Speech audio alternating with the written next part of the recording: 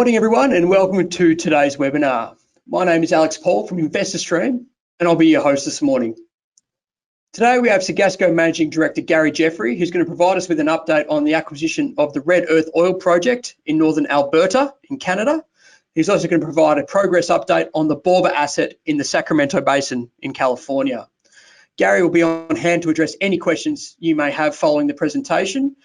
We've had a number of questions come through already, but please feel free to send through as many as you want. So send through the questions via the chat platform, in the question pane, in the GoToWebinar control panel. You can also email them to me at alex@investorstream.com.au. You would notice in the handouts pane, there's also a copy of the presentation, so feel free to download that and you can follow along with Gary's presentation. And a copy of the webinar will be available on Sacgasco's website and social media platforms later today. But for now, I'd like to throw it over to Gary, who's going to kick things off for us. Gary, the floor is yours. Thanks, Alex, and welcome everyone. I see a few familiar names out there. Hope you're all doing well in these interesting times we live in. But let's get on with the business at hand. Alex has already told you what I'm going to talk about, and hopefully out of this you'll understand why we did the Red Earth acquisition, where it fits in our portfolio, and how we're getting on with Bourbon drilling, which is our #1 priority. First of all, you should be able to see on your screens now a corporate summary, and with two components. One, market cap right now, which is with existing shareholding, and before issue of the shares that we've just recently placed, with market cap around 13 million, and that's with 270 odd million shares. After the conversion of notes and the issue of placement shares and the issue of shares to the vendor, we will have somewhere around 392 million shares on issue. 152 million Oppies, most of those listed at 4 cents, expiring December next year. And the other information there is information you can browse at your leisure.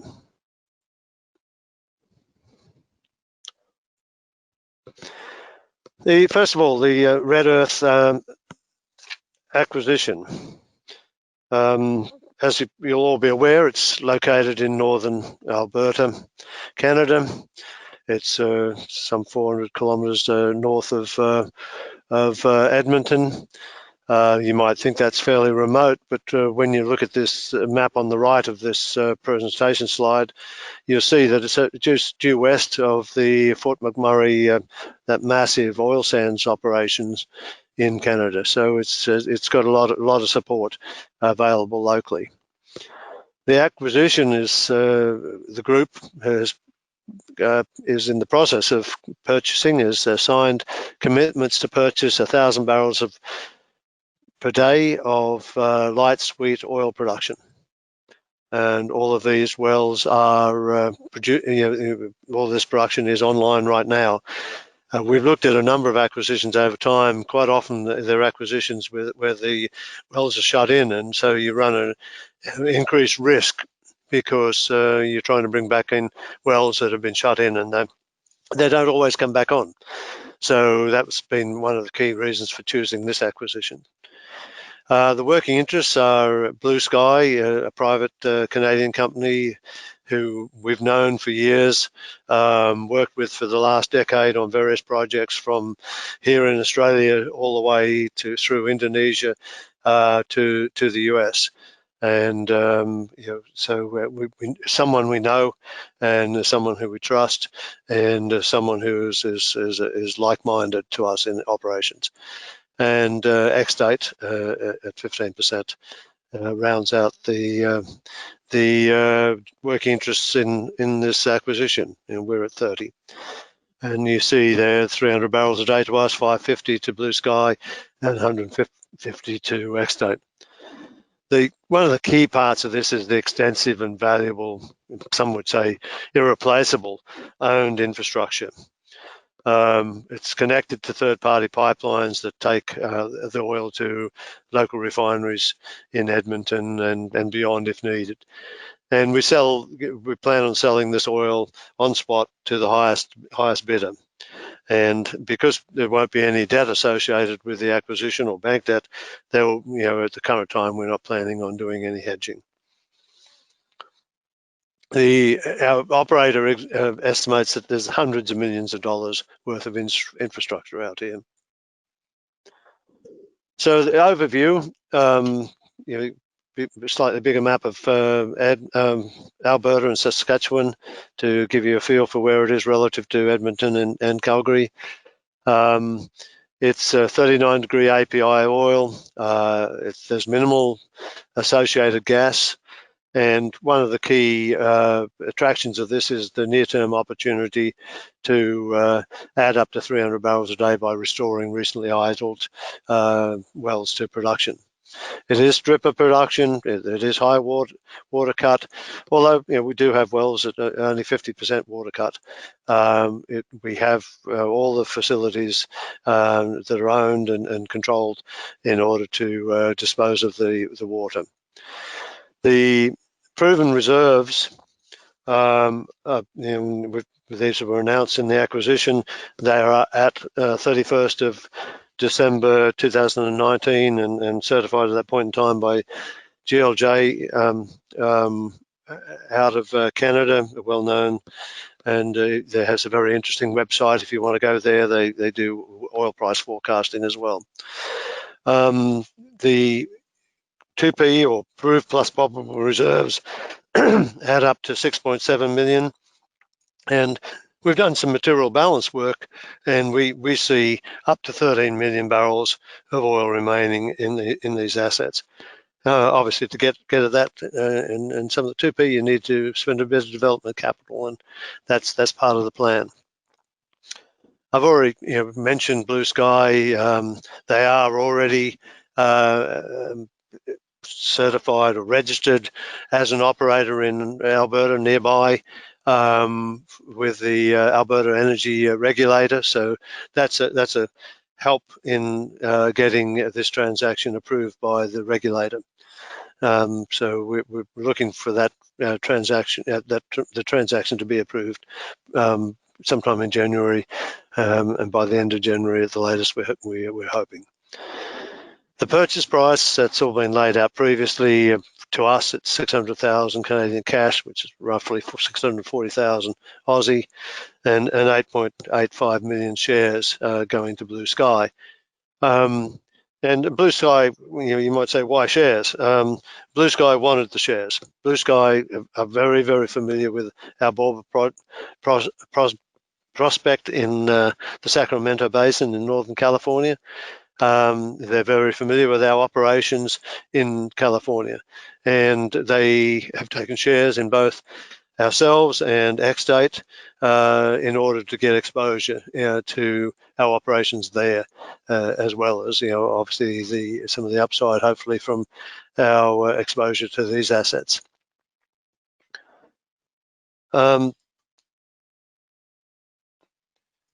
Just take a breather here.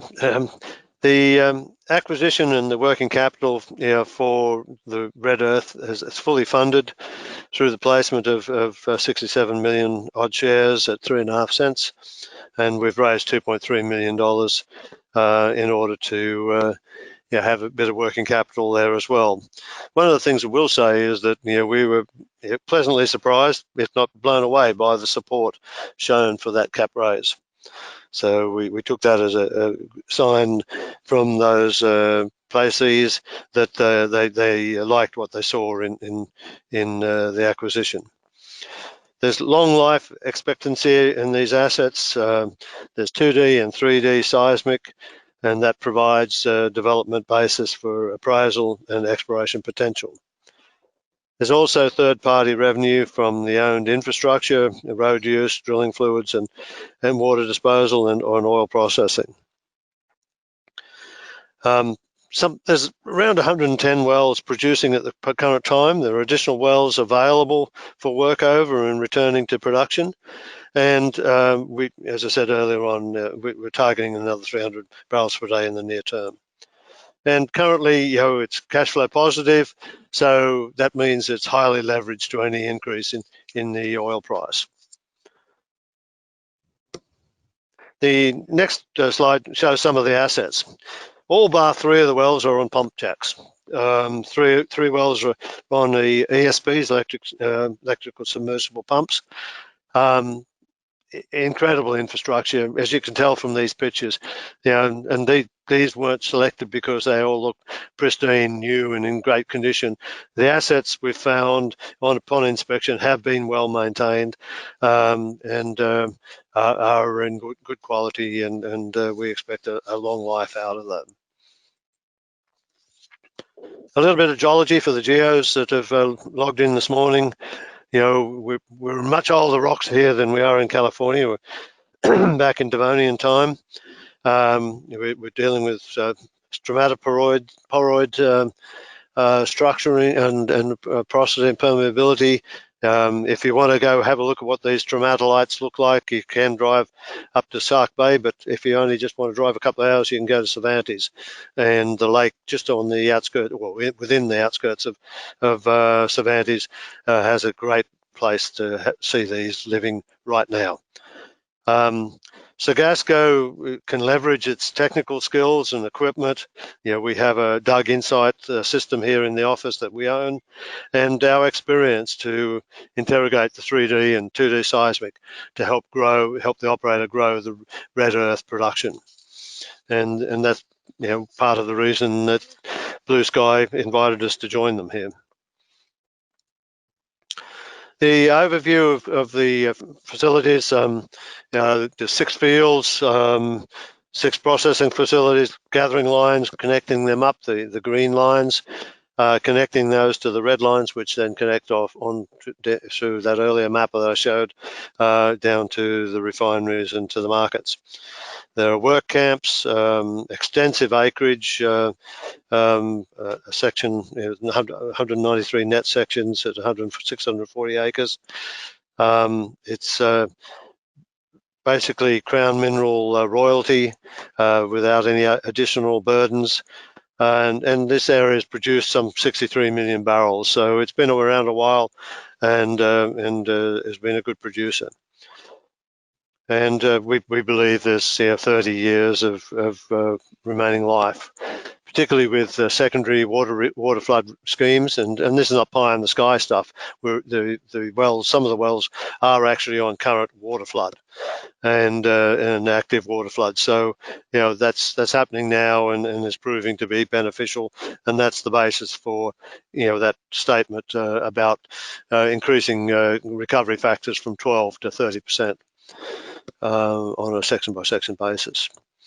Base decline of 10% can be mitigated by workovers and refracture, stimulating existing wellbores. These are relatively small fracs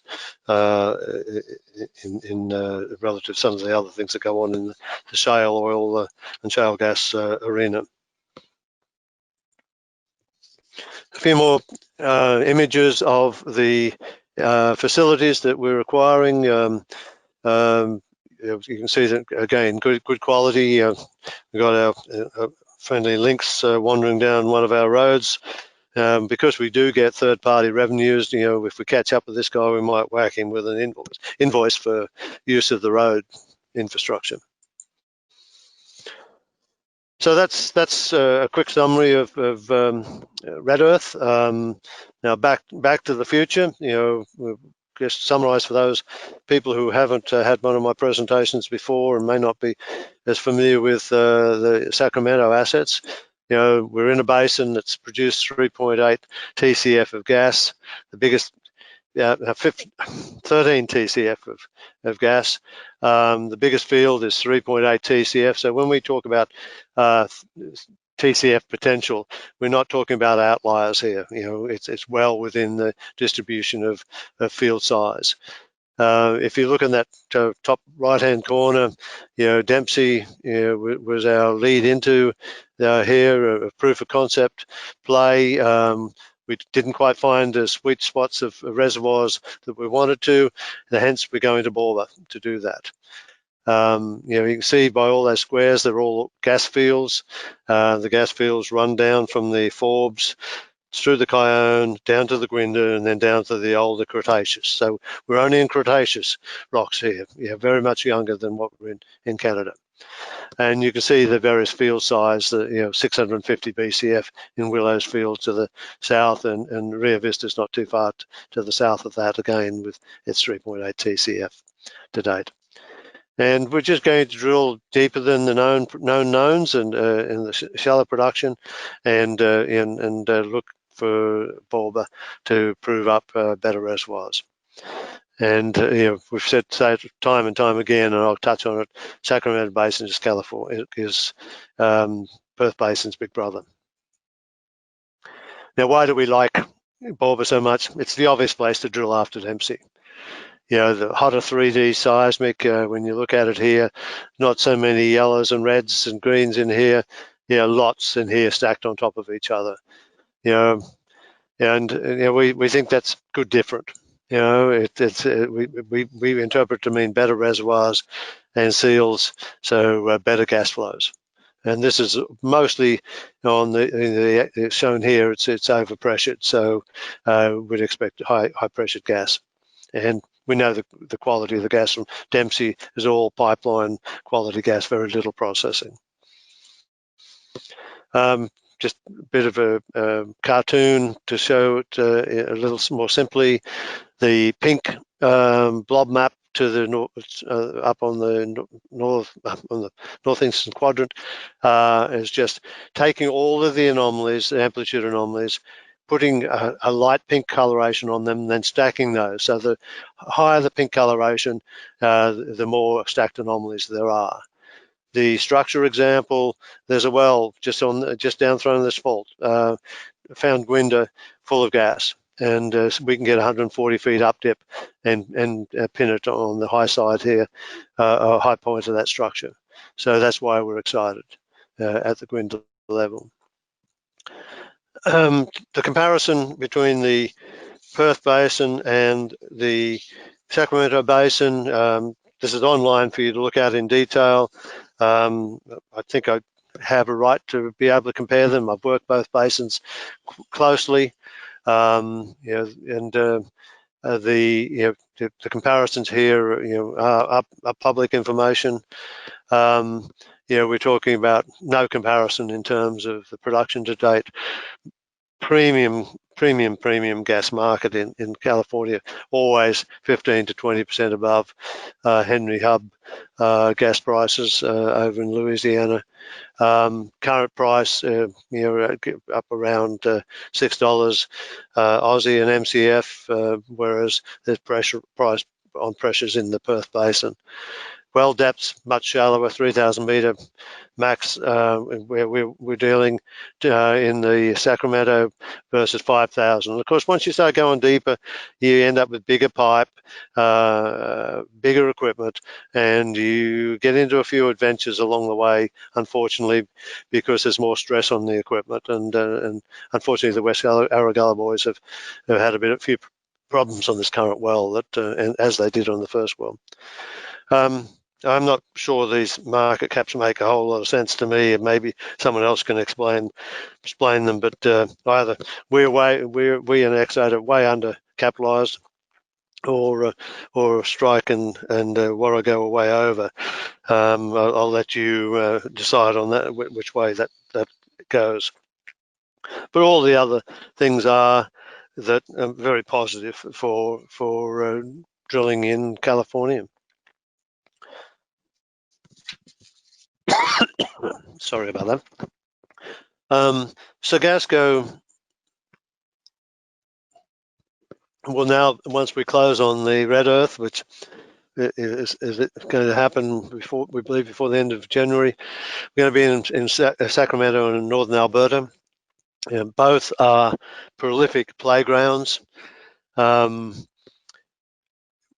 California has an insatiable, premium natural gas market. 90% of the gas is imported from other states in Canada and the US to meet that need.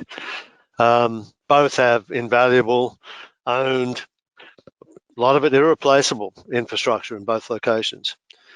The we did the red earth oil acquisition for growth, resilience, and diversity.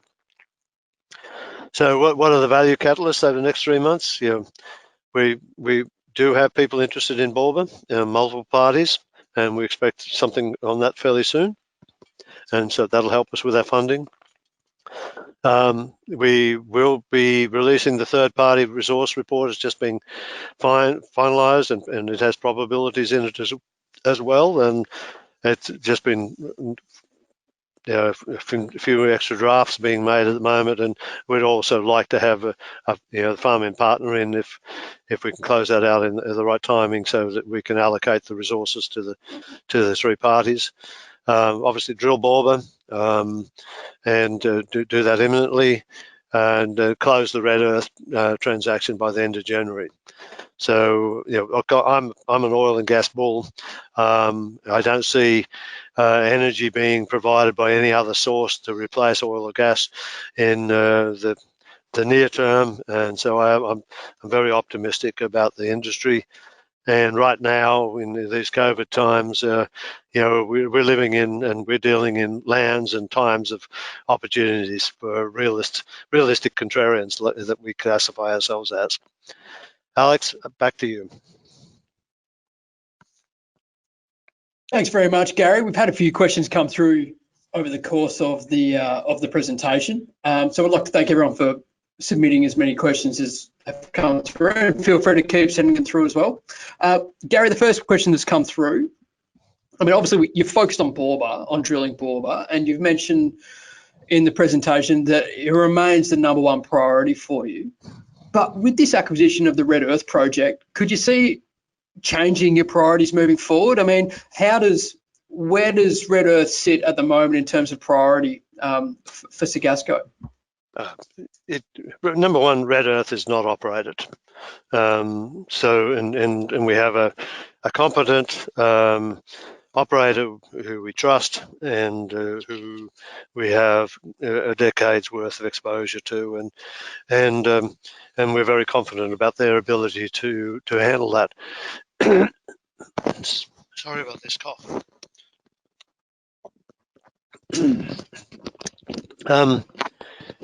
So it was too good to turn down. Some might say too good to be true.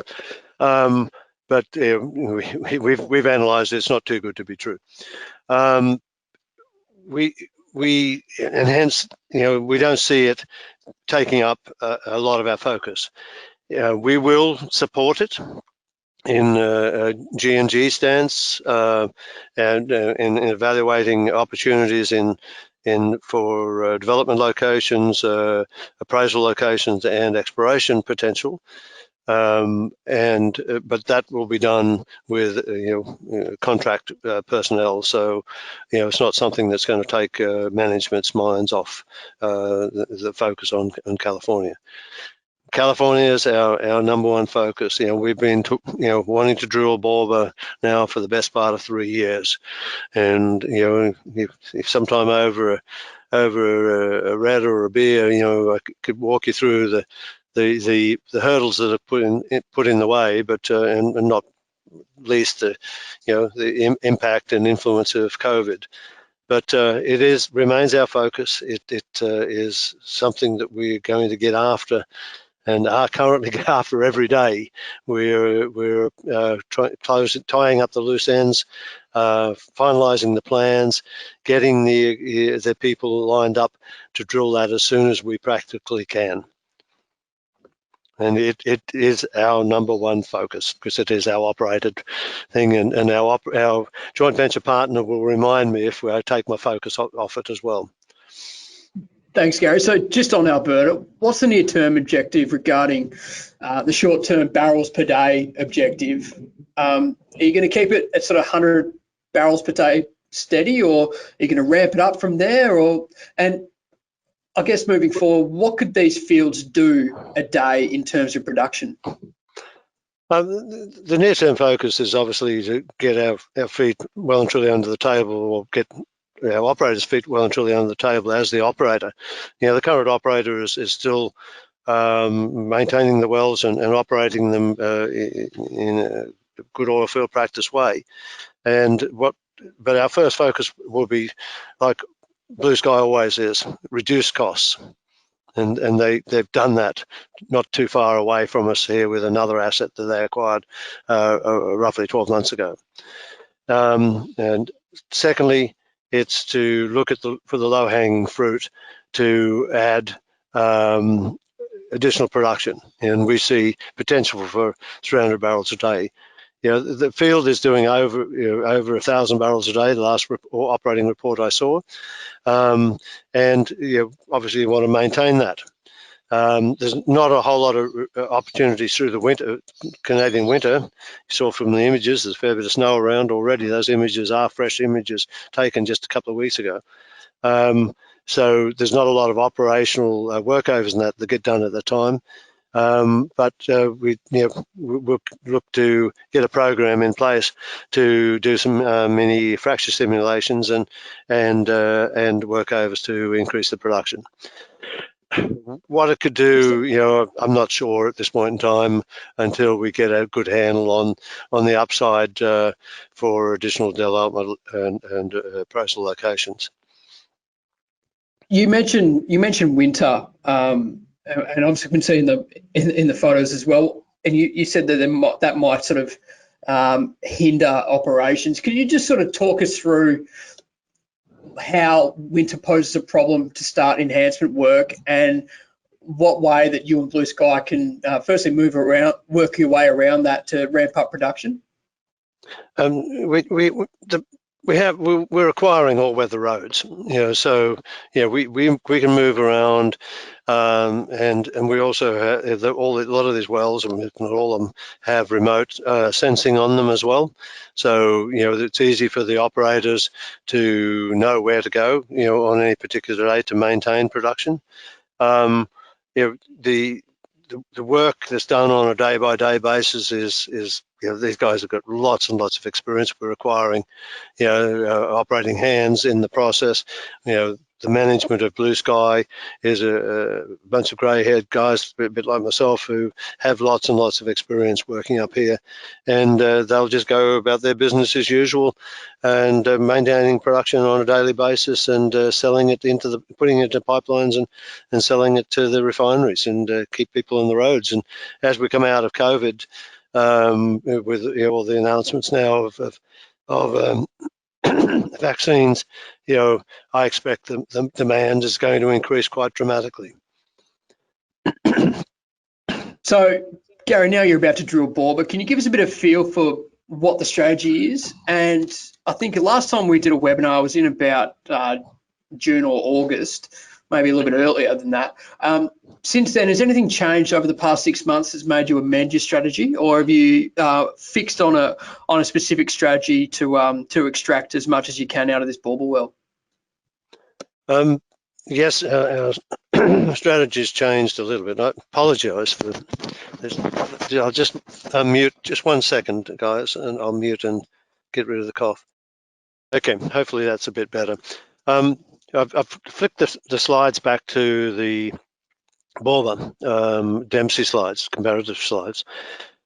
The one major change that we've decided on in the last little while, in terms of looking in more detail at how we assess as many of the anomalies as possible, was that we were previously going to drill vertically.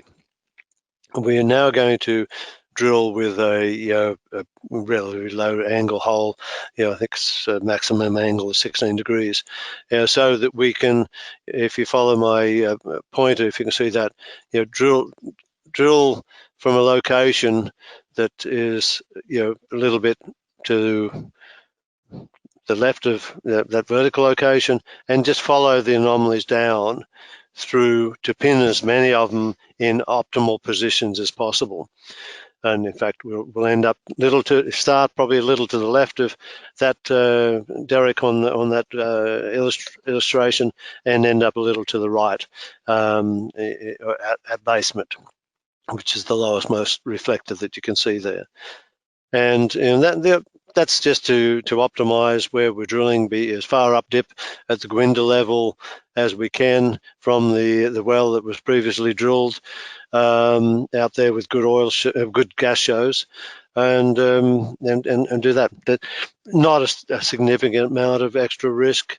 We've built an all-weather location out here so that this time we can drill through the wetter, Mediterranean climate winter months in California. Gary, can you tell us in simple terms why Bourbon is such a far superior play to Dempsey?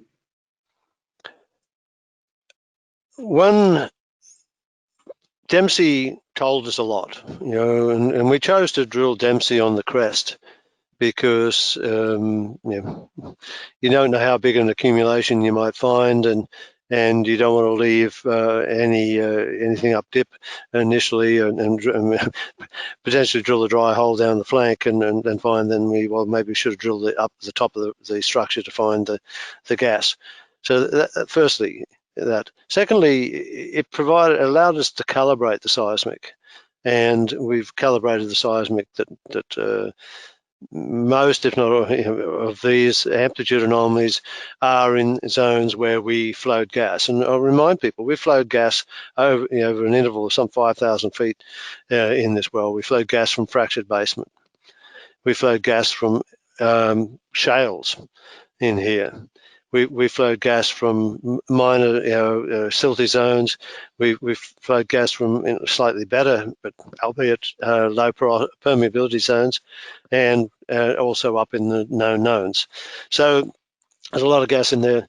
Well, you just compare that amplitude picture there on the left to the amplitude picture on the right under Bourbon, and they're miles apart. They just look totally different.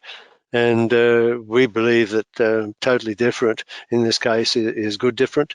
Partly we're driven to that belief is that we've been able to map out on the 3D seismic a channel system that I've never seen represented in any of the literature, and not seen presented by anyone in the past, and that we think the ideal place to test that concept is at Bourbon.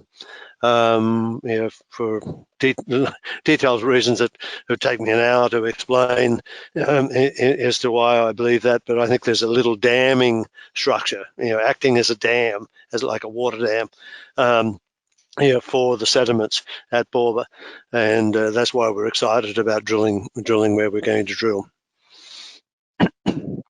So Gary, Sacgasco's flagged the release of the contingent resource for Bourbon, and it's supposed to be due out quite soon, I believe.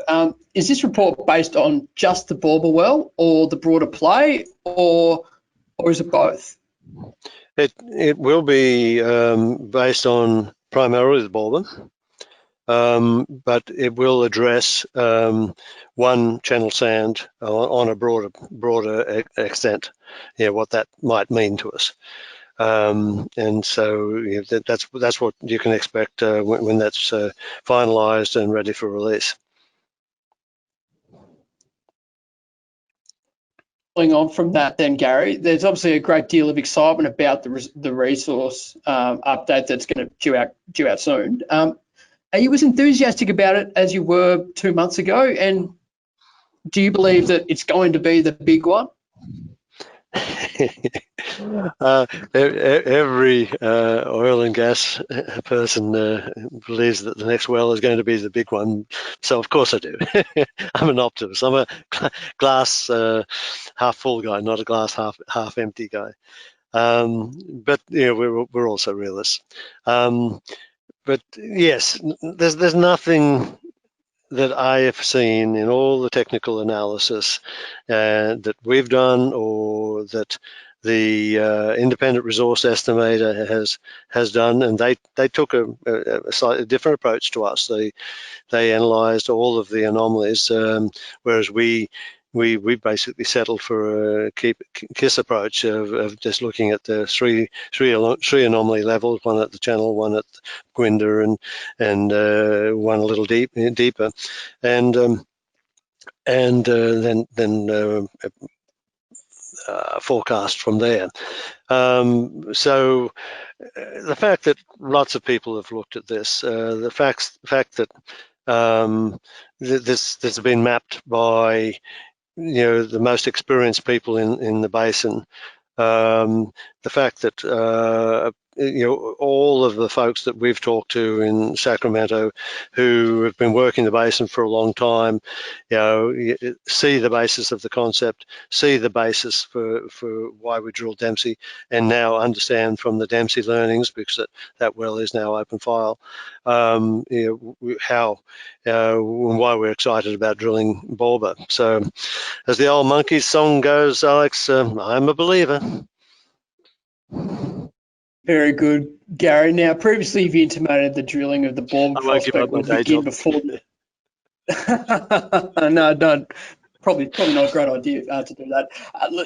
Like you said, I think the question on everyone's lips, Gary, we've talked about drilling Bourbon and how excited you are to commence it, and we've talked about the strategy behind it. You've intimated previously that the drilling of the Bourbon prospect will begin before the end of 2020. We're now at the tail end of November. Are you still confident of achieving this, and if not, when do you think that we'll commence drilling? Look, we're still pushing it as hard as we can to commence drilling in December. There are still a few loose ends. COVID does slow things down, we find, despite our best efforts, and the fact here in Western Australia here we're relatively unaffected. But there are still a lot of people working in the office, as little as 1 day a week in Denver and in California. And there's a significant lockdown in California at the current time. But we are an essential service in our production and our drilling, and we are enabled by legislation to operate, and we're getting on with doing that. Some of the delays have been around acquiring some leases that we didn't have, and that improve our position, increase our exposure, increase our leverage to the prospect and follow-ups in the area. And that's just been a slow process with one of the leaseholders, because the leases are held in trust in a big corporation, and it's just taken us a long time to encourage them to put the pen to paper and get those leases in hand, and that's all in the works now, and I expect that that'll all be done and filed in the next few days, and that'll be able to tick that one off. It is imminent. My expectations, we'll be turning to the right on the main part of the hole before we close on Red Earth. But look, you guys that have listened to me before have heard me say, the stupidest thing one can do is give anyone a date for doing something in the oil patch, because sure as heck there'll be something come along to make a liar out of you. But I can assure everyone that there is no greater priority than getting Bourbon spudded and drilled. As Sacgasco now holds a 74% working interest and Xstate a 26% working interest in the Bourbon prospect, will you as operator be looking to bring in a farming partner to replace Empyrean Energy? And if not, how will the Bourbon prospect drilling costs be funded? Alex, a good question. By the way, those equities aren't quite right. It's 76% to Sacgasco and Xstate at 24%. We have a number of parties talking to us, and we're looking to finalise something as soon as we can. I can't promise you that we'll get signature on the bottom line, but the discussions are well advanced, and we're encouraged by what we're hearing and the discussions we're having. And ideally, our position would be that we'll hold 50% working interest X-Date 24 and Harmony at 26. Making up the 100%. The terms, I don't want to discuss those at this point in time, but obviously usually you expect some carry, so we would hope that a good chunk of our position might be funded, and we've just raised some additional funding out of this last placement to have a bit of flexibility around that, and because we're very, very encouraged by the support there. I'm sure that if we need to top up a little bit, we can find some additional funding there as well. The other thing is that our oppies are in the money at current prices. And we've had indications from some of our option holders that they wouldn't mind helping out by converting some of the options as well. So, today we're as well placed financially as we've been in a long, long while.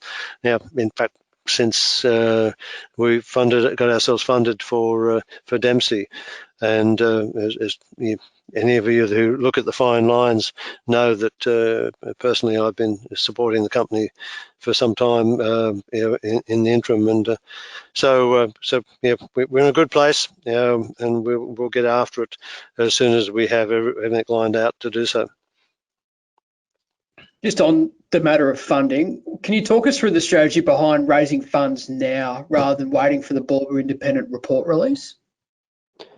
Yeah, that's an interesting question. Cap raise timings are always problematic, and as I am, after all, the major the biggest shareholder in the company, and so I always have in mind dilution. But in the end, you do cap raisings when you need funds. We needed the funds for the Red Earth deposit, because we couldn't pass up that acquisition. To us, it's an amazing potential, has amazing potential, and is a great asset to acquire, and too good an opportunity to miss.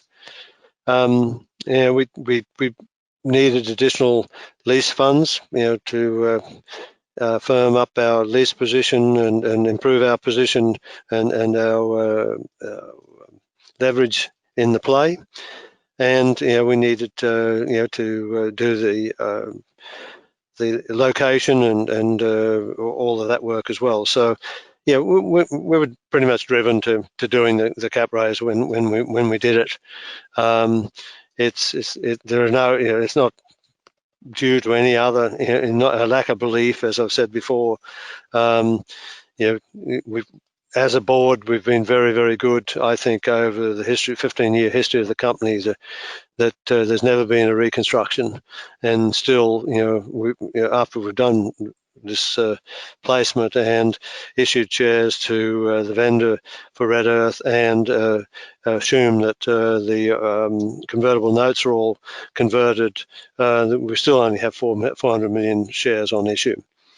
And I think that's a pretty good capital management, structure management for a 15-year-old company. And it's not like we've sat around and done nothing in that time. We've provided lots of value opportunities for shareholders. Thanks, Gary. A couple of macro questions to finish. From a regulatory standpoint, how, in your opinion, how is California placed? And do you anticipate any hurdles once you commence drilling? Well, California is, despite all what you hear and read about California as a place to operate, it is a good place to operate because they have good systems. They have defined administrative areas around the oil fields. We're operating in Glenn County, and any of you who read my past releases will know that the county recognizes they get a lot of benefit from the industry and are very supportive. California, some of them have aspirations for going all renewable, but let's be realists. A state that's the 5th biggest economy in the world as a state, consuming 7 BCF of gas on average a day, that's twice, I think, Australia's domestic consumption, 7 times Western Australia's domestic consumption of gas every day.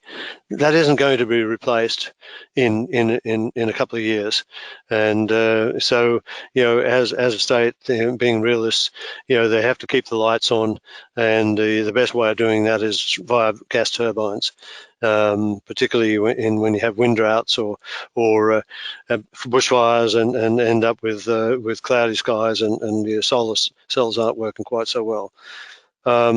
So it's a supportive environment. Now, COVID, they're in lockdown at the moment. We are exempt, as I said earlier on.